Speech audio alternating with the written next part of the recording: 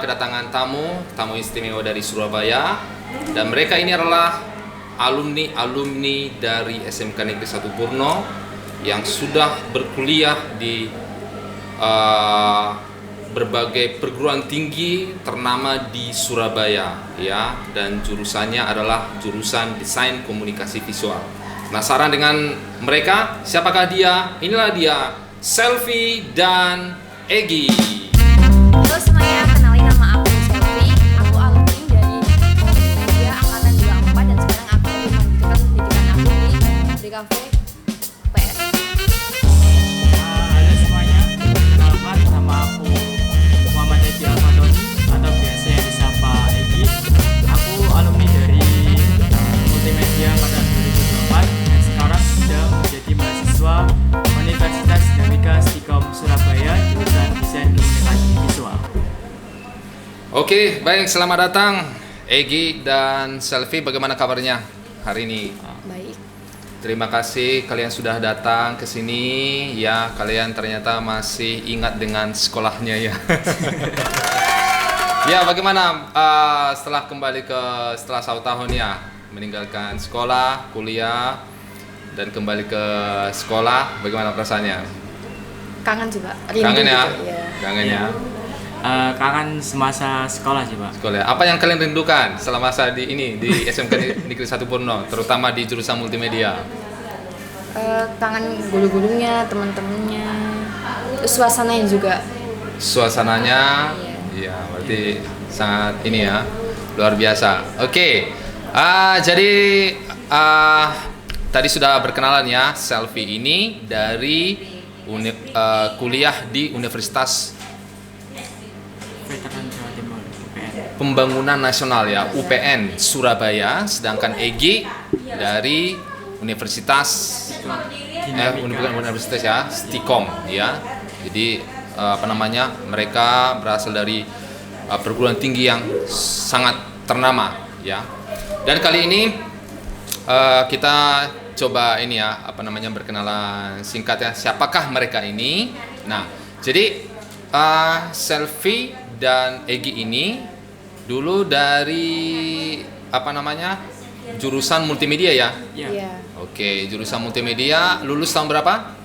2024. 2024 ya. Jadi masih baru lulus 1 tahun ya. Oke.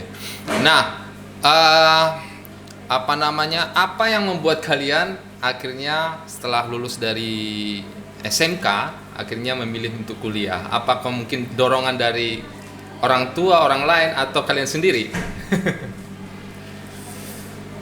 Siapa dulu? Kamu dulu. Oh ya, Selvi. Enggak kayak gitu Pak. Oh ya, Egy gimana? Kalau aku sih, yang pertama sih mungkin dari lulus SMK sih ada keinginan untuk kuliah, tapi dalam arti tidak terlalu kuat lah untuk kuliah tersebut. Tapi dengan adanya dari dukungan orang tua yang menyarankan untuk kuliah untuk aku agar lebih baik ke depannya, jadi aku mencoba untuk daftar di SNBP, SNBT, hingga akhirnya saya ditolak dan akhirnya alhamdulillah saya dapat masuk di Stikom Surabaya. Wow, luar biasa ya. Jadi lebih banyak dari keinginan sendiri ya. Ya. Oke, baik. Kalau orang tua bagaimana? Apakah sebenarnya setuju, mendukung, atau bagaimana? Untuk orang tua sendiri support 100%. 100%. Ya. Wah, berarti orang tuanya punya keinginan yang baik ya untuk Ya. anaknya supaya berpendidikan yang lebih tinggi dan bisa nanti lebih sukses lagi daripada orang tuanya ya. Nah, sedangkan Selvi sendiri bagaimana? Kalau saya itu dari dulu emang kayak ngincer DKV Pak. Oke. Jadi, di sini kan dulu kan multimedia. Multimedia, belum ada betul. DKV. Akhirnya saya masuknya di multimedia. Mhm. Tapi emang dari dulu emang pengen kuliahnya itu di DKV. Dari SMP tuh udah pengen di DKV gitu. Oh, jadi dari SMP Selvi ini sudah pengen sekali DKV ya. Bayangkan dari SMP. Apa yang membuat kamu kok bisa sampai dari SMP sudah tertarik dulu ya DKV? Ya, Oke. soalnya saya ngerasa itu passion saya. Passion ya? Iya. Oke, kalau di DKV itu apa biasanya? Harus bisa apa? Apa ya? Gambar, Gambar, desain, Desain gitu ya. Desain, Dan kamu sendiri sangat ini ya, sangat senang dalam dunia menggambar ya. Iya. Oke, luar biasa ya. Nah, jadi apa namanya? Kalau orang tua bagaimana? Pasti mendukung juga, Iya, sangat mendukung ya. Oke, luar biasa ya. Nah, gini, apa kira-kira perbedaan antara kalian pada saat kuliah sekarang dengan yang sebelumnya pernah sekolah di SMK? Apakah ada yang perbedaan yang sangat signifikan nggak menurut kalian?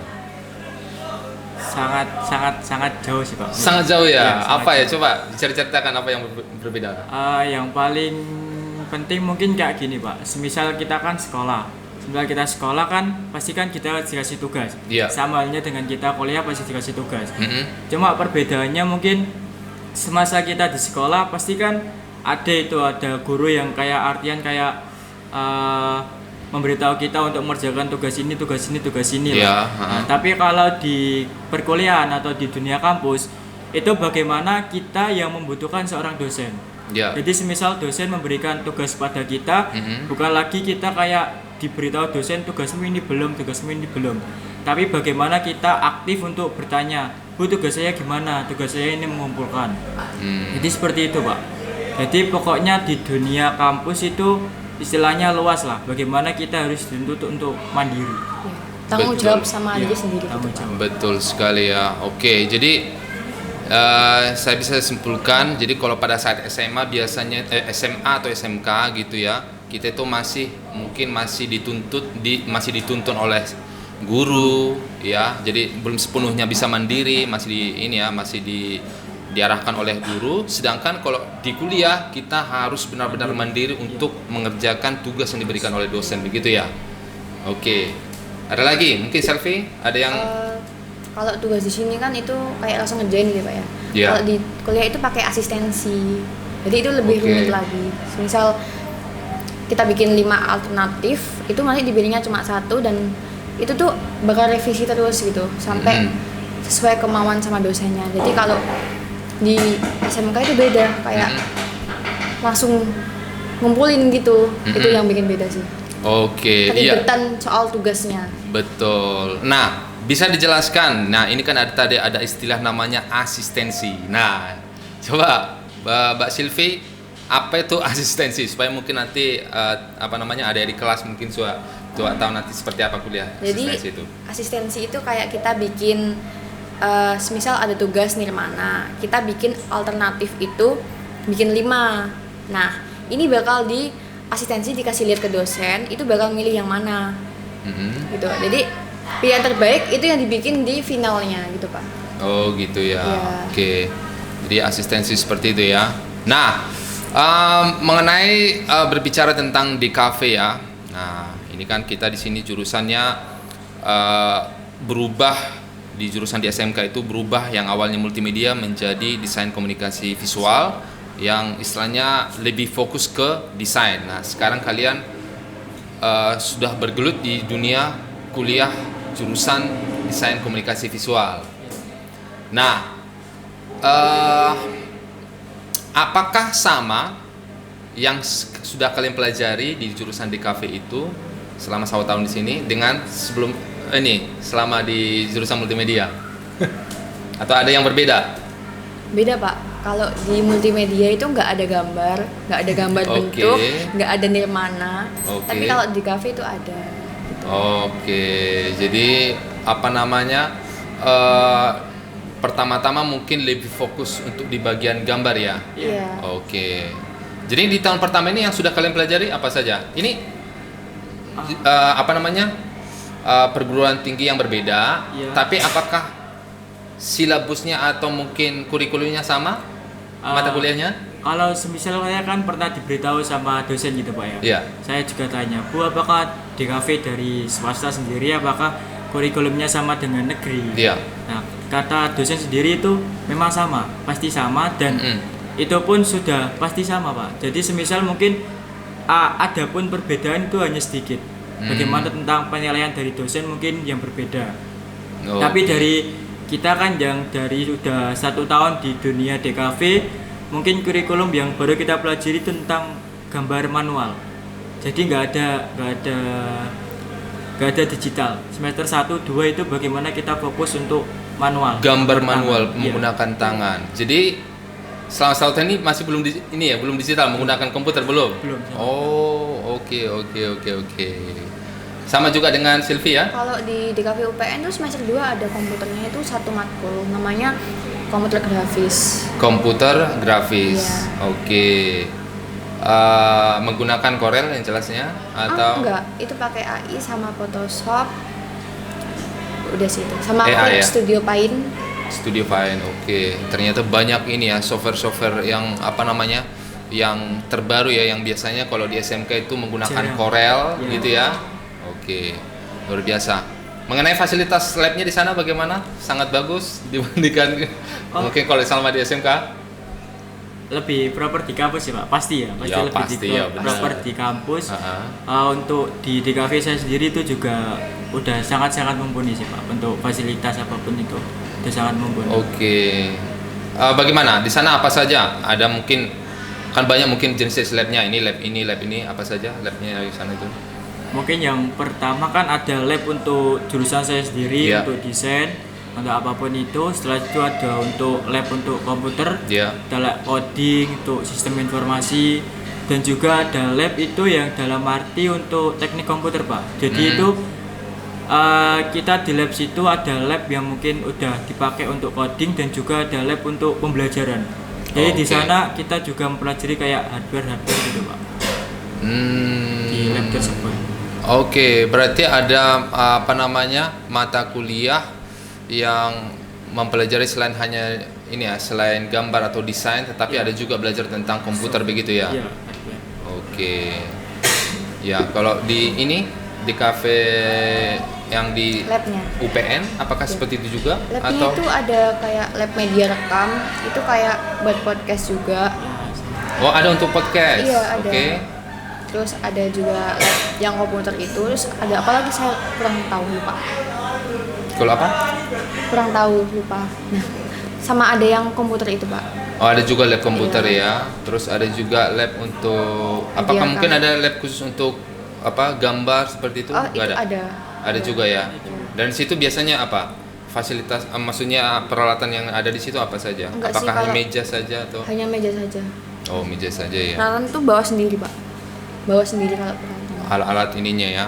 Oke. Jadi saya juga mungkin tanya, kalau biasanya kalau anak DKV itu di sana tuh jurusan DKV itu biasanya alat-alat yang biasanya kalau dasar itu apa saja yang harus disiapkan biasanya? Seperti apa? Kan biasanya sudah Alat dasar apa yang maksudnya? ya Oh, itu untuk gambar dan sebagainya. mungkin pensil. Mm-mm. Pensil dari apa ya? Pensil itu pun kalau semisal ada banyak tipe Pak, Iya, tipenya. Banyak tipe, dari 2H, 3H, 4H, macam-macam ya, Iya, banyak macam-macam. jenis-jenisnya. Terus Oke. yang versi yang 2B, ya, 4B, mm-mm. 6B, 8B, 12B itu 14B. macam-macam Pak. macam-macam dan Iya. fungsinya itu berbeda-beda. Iya. Ya, fungsinya berbeda-beda. Untuk sendiri yang H itu mungkin untuk mengeluarkan apa namanya? Kekerasannya. Ya, untuk membuat garis itu mungkin untuk H itu lebih tipis. Oke. Dan untuk B itu pasti semakin tinggi nilai semisal 2B dan 4B. Mm-mm, Semakin tinggi B-nya itu pasti akan semakin tebal. Oke, luar biasa ya. Ya. Kepekatan Oh. warnanya. Kekuatan warnanya juga. Oke. Mungkin masih ada lagi, mungkin alat selain mungkin pensil, apalagi biasanya alat yang Pensil harus warna. disediakan. Pensil warna. Ada pensil warna untuk mewarnai begitu ya. Iya. Iya. Terus cat poster, Cat cat poster. lah gitu. Cat poster, Cat poster. watercolor. Mm-mm. Saya itu juga ada kayak pensil untuk watercolor juga ada. Oke. Kuas sendiri juga. Akrilik, Palet, cat kanvas. akrilik, kanvas. Wow, ternyata banyak. Jadi setiap mahasiswa baru di kafe itu alat yang harus disiapkan harus ternyata banyak sekali ya. Iya. Iya.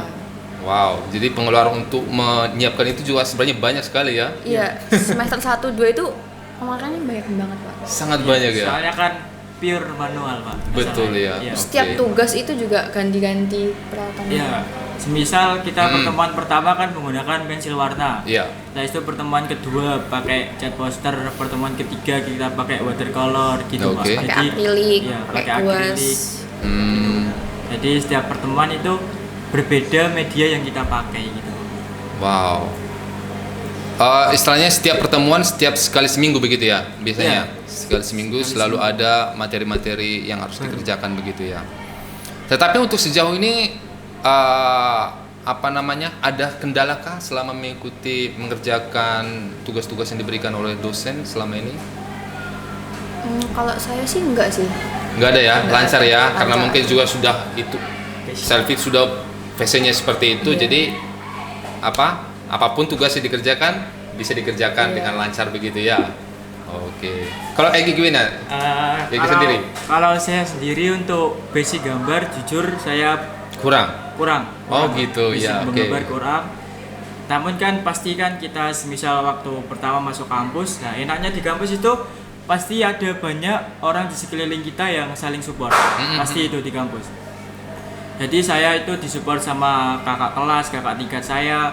Bagaimana kamu nggak bisa gambar itu di DKV itu jangan minder. Karena di DKV kamu nggak akan bisa untuk berjuang sendiri, berjalan Oke. sendiri nggak akan bisa. Jadi semisal saya kan kurang digambar tuh Pak. Oke. Nah pasti kan nanti kan teman saya sekelas, teman saya seangkatan kan pasti kayak yang di DKV yang saya tahu pasti akan mengerjakan rame-rame. Jadi kita kayak semisal kayak kita mengerjakan di perpus, itu kita akan semisal kita bergerombol anak 5, itu kita akan mengerjakan rame-rame. Jadi semisal saya nggak bisa ini, nanti coba dipelajari sama teman saya. Jadi pokoknya prinsip saya kan oke, aku sudah milih DKV, jadi mau nggak mau ya aku harus terjun di situ. Mau nggak mau aku belajar harus keep up di DKV itu sih Pak. Oke. Jadi walaupun Egi ini walaupun yang mungkin dasarnya dia